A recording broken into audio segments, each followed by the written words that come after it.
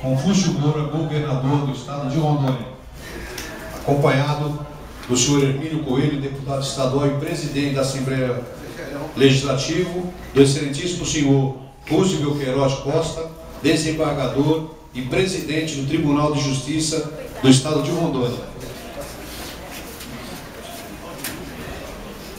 Convidamos o excelentíssimo senhor Marco Antônio Faria, secretário-chefe da Casa Civil.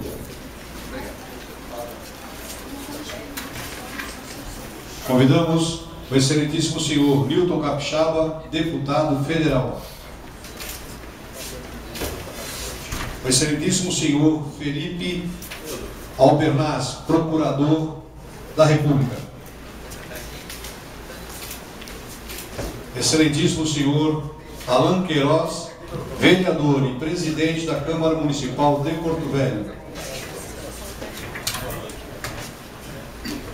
O excelentíssimo senhor Carlos Lopes, procurador-geral do município de Porto Velho, e nesse ato representando o excelentíssimo senhor Mauro Nazif, prefeito de Porto Velho.